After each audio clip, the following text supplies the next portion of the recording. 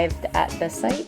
It's about just under a 2-hour drive from the farm, and the bees are in this old abandoned RV.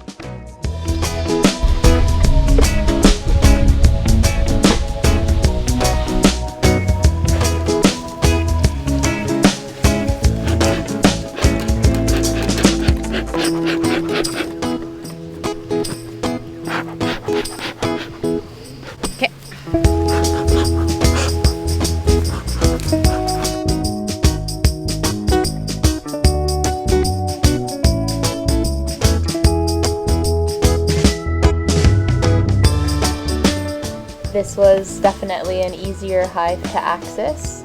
I just used my wrench to turn this knob and brought the compartment down nice and slow, trying not to startle the bees. And this is when I finally get to see the hive. This dark comb and overall size of the hive is a good indicator that it has been here for a few years. I start by pulling out old unused comb on the outermost section of the hive, just to kind of get a good idea of how far back this hive goes. Next, I begin removing honeycomb pieces, which are again typically found on the exterior sections of the hive.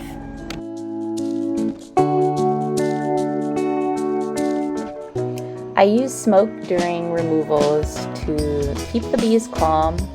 It breaks up their communication, so they're not able to relay messages to each other that basically their hive is under attack. It also helps if I get stung to mask the pheromone that's released, alerting other bees of an intruder. So yeah, it really helps during removals. This hive was packed with honey. Here I am cutting into a capped honeycomb section.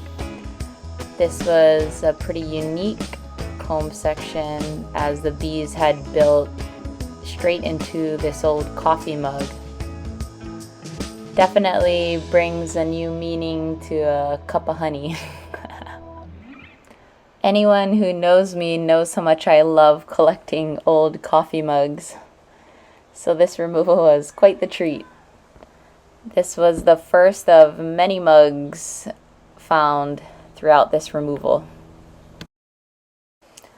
The goal for this removal was to slowly work from the left to the right of the hive, slowly driving and corralling the bees to the upper right section, where the brood or baby bees and queen would be. Here I am removing some unused comb pieces that I'll later melt down into wax. And definitely found lots of cool old mugs in the process. Here's a shot of the right corner that I'm working the bees towards.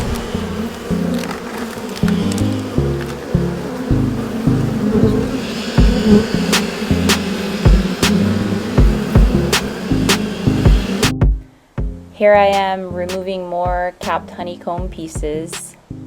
Again, I separate these pieces into food grade buckets. During the removal, this can be quite a messy process, and sometimes the bees can end up drowning in their own honey. I usually process honey the next day by hand, and I feed a lot of it back to the bees to help keep their strength up. I also jar honey and sell for funding future removals.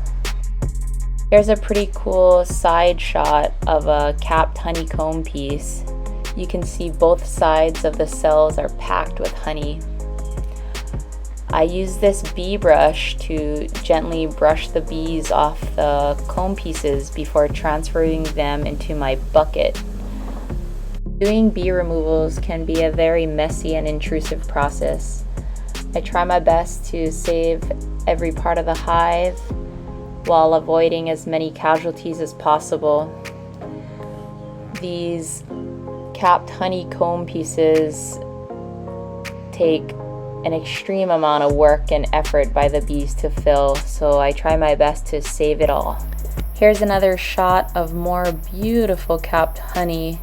You can see the honey dripping down as I cut this section out. This hive was definitely thriving in this environment. It's located in a pretty rural, jungly area on Maui, and the ohana that is caretaking this aina, their kids were getting stung and they were looking to get rid of this RV, so they called me in to help them safely remove these bees. I'd imagine these bees were foraging heavily on different tropical fruits and flowers. There's an abundance of mango trees and other flowering plants that produce a lot of nectar. So they were undoubtedly thriving.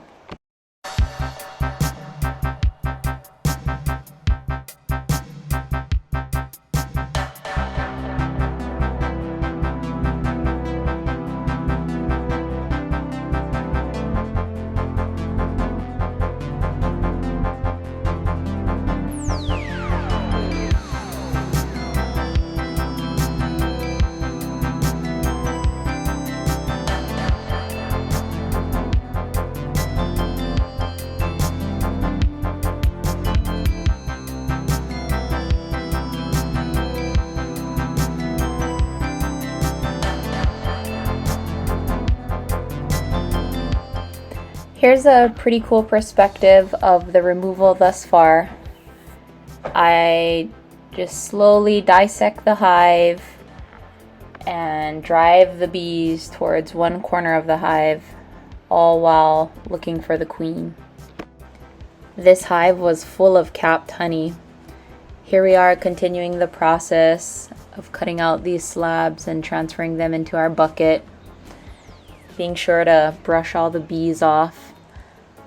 We keep these pieces separate because they cause a huge mess. And what we do transfer in with the bees are a lot of pollen and nectar pieces. So we're still on honeycomb. I'm not using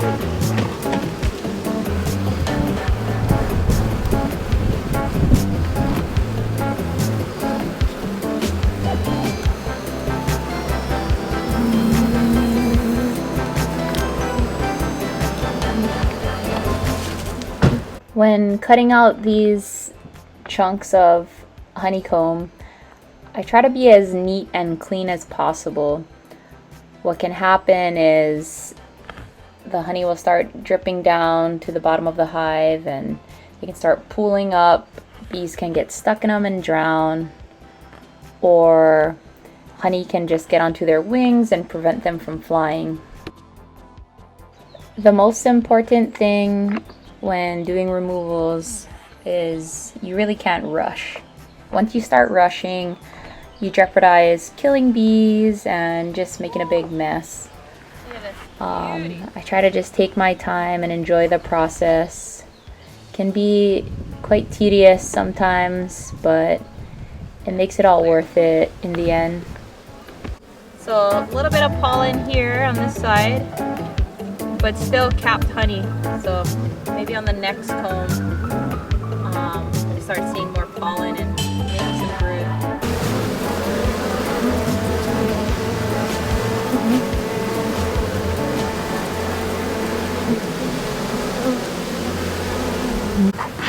I use smoke to help run bees off the next comb section I'm preparing to cut. Keeps the path clear so I don't cut any bees.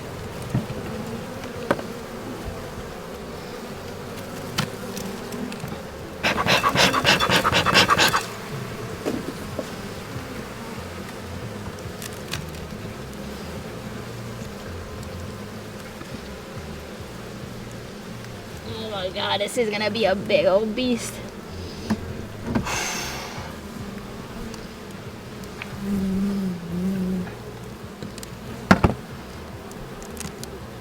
Oh my god. Oh.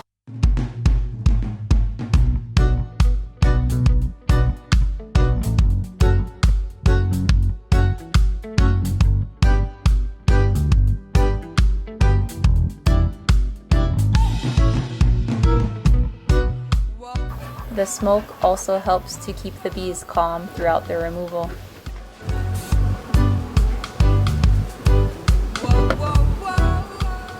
Bees collect nectar and fill these comb cells. Once filled, they fan it with their wings to the perfect water content, then cap it with a little bit of wax. This is known as capped honey, and it can store indefinitely.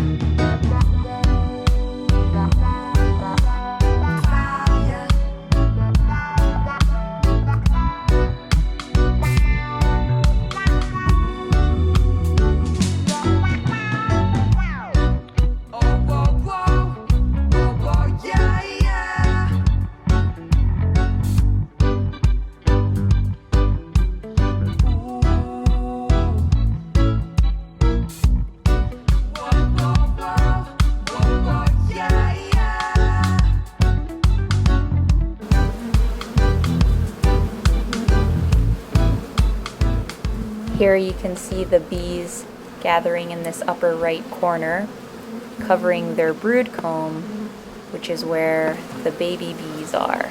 These comb cells contain pollen, and pollen mixed with saliva from nurse bees are what's fed to baby bees. It's known as bee bread. Here I am cutting out brood comb sections to save and transfer into their new hive box. I use rubber bands to help secure the comb until the bees can attach it on their own. Once the comb is attached, the bees will chew the rubber bands off and drag it out of the hive, or I go in the coming days and help remove it for them. Each hive box that I use consists of 10 frames, and here's a good visual of one of the frames as I'm attaching the comb to it.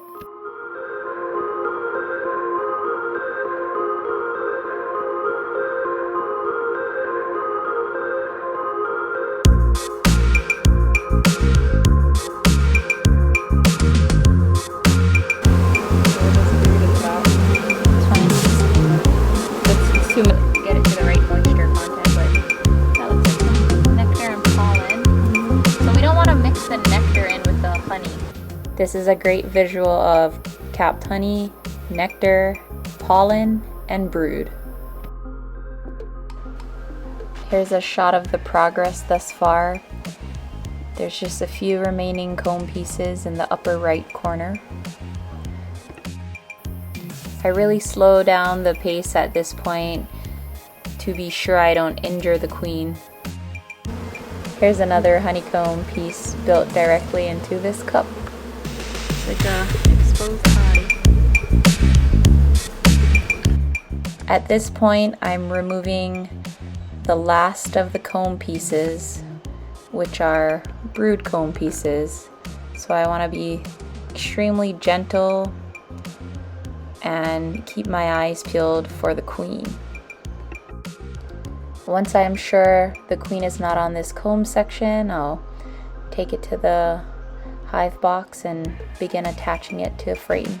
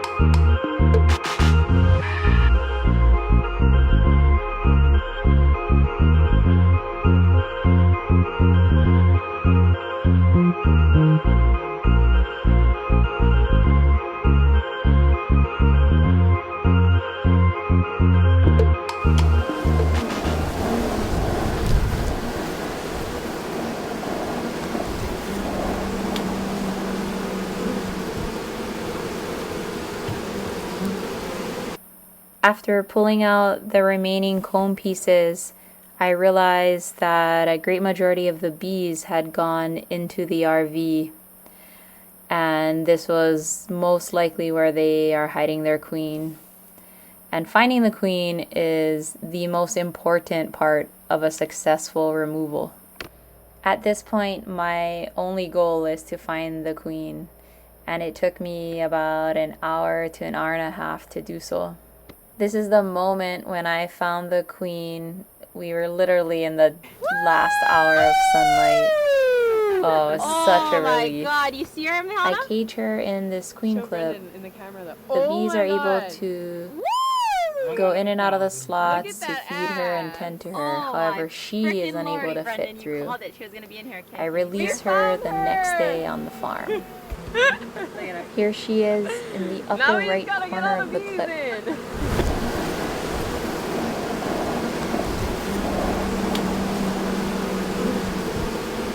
Here I am the next day back on the farm. I am removing the bees from the bee vacuum. Little oopsie right there. Spilled about a few thousand bees on my foot. But yeah, overall the vacuum helps me to get any stragglers that didn't make it into the hive box home. Next, I'll be releasing the queen from the queen clip.